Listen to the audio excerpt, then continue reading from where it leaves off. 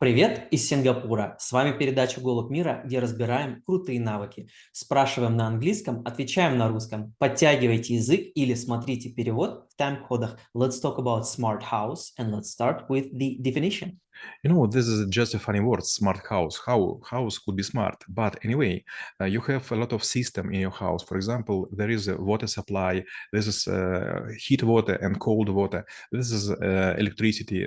This is, for example, air conditioning and some other systems which could be switch off, or you could forget to switch it off.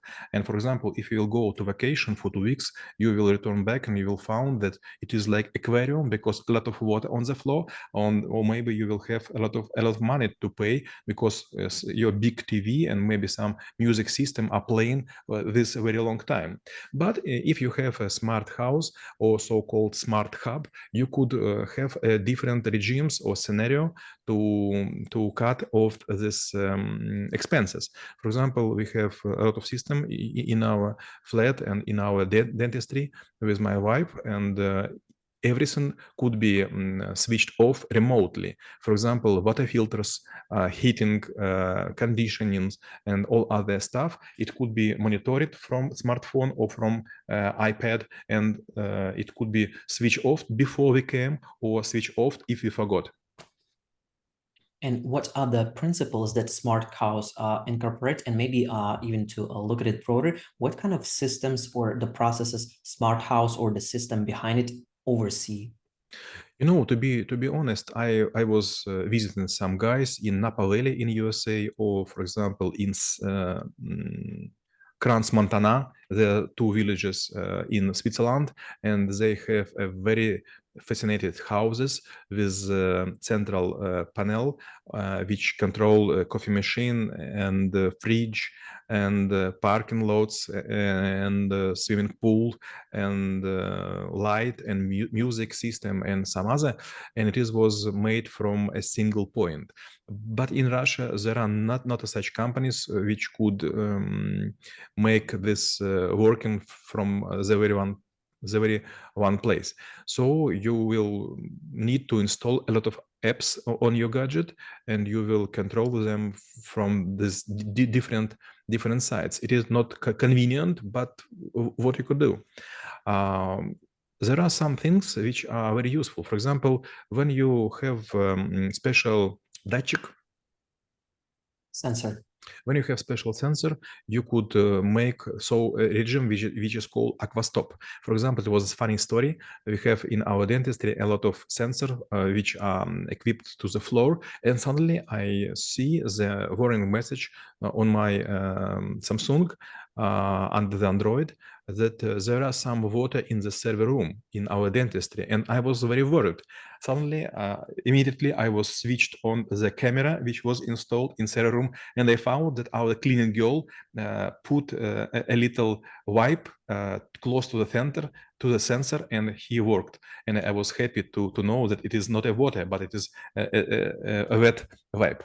Another way, it was a time when a small bird came into the dentistry, and it was flying, and our surgeons, they were working with implanting with our client, and they were not looking to the ceiling, but our sensor was telling me that something was broken and some strange object are moving inside the clinic.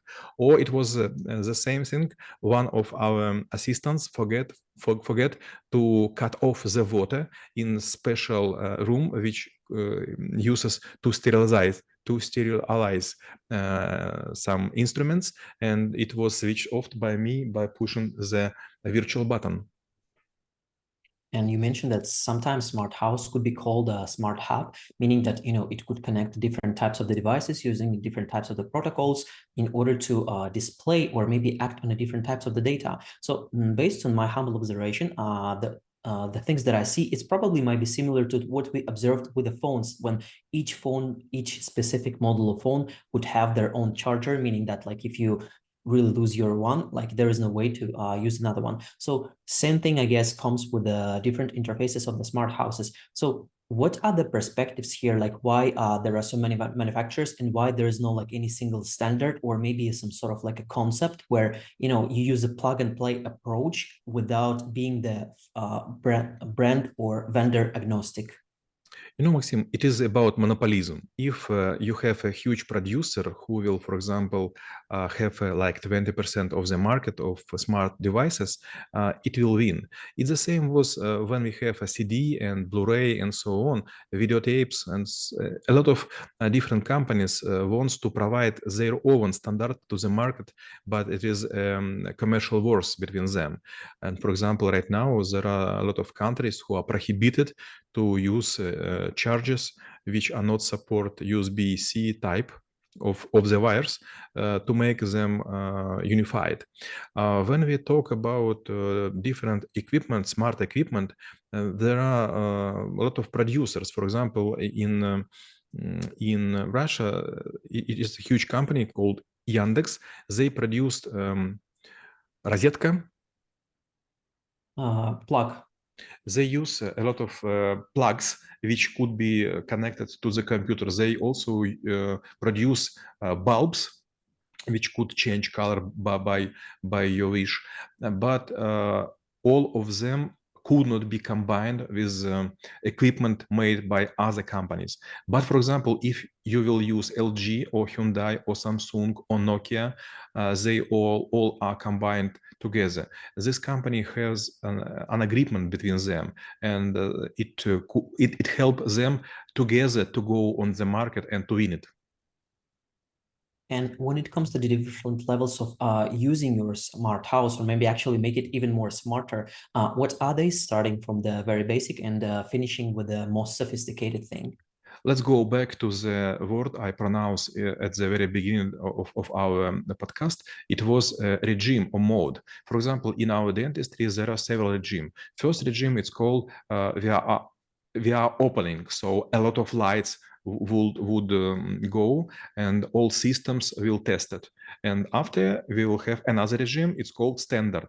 After, for example, we have provided some procedures and there are some like half an hour or 1 hour of idle time, we should use another regime. It is called дежурный, duty. On standby. Standby mode, all light will go down and we will have just a small Tiffany colored stripes which give us impression of the nightclub. And then, for example, when we go home, we also have regime switch off mode, when all system will be also tested, will give information to the producer how they spend the day, and also they will be switched off. And all this clinic would switch off from the very far end, goes to the exit. And when it comes to different way of actually triggering certain scenarios or maybe even scenes with a smart house or maybe a smart rooms or smart areas. So what are the ways here? Like, for example, people might be triggering the events based on the times or maybe on certain events that is going on. And maybe I also can like quickly demonstrate something. Again, it's something that I prepared and was doing. Like when I built my little smart house, I use RFID tags. So it's something that you can stick, and when you touch your phone, it could perform certain action. So what are other ways to interact with the space that could help to make the smart house even more smarter? Let's be more specific. For example, when my wife goes to wake up, she uses alarm, and when alarm start to ring, I put on this alarm on her phone, switch on of coffee machine. So when she will come from the bed, she will have cup of the coffee.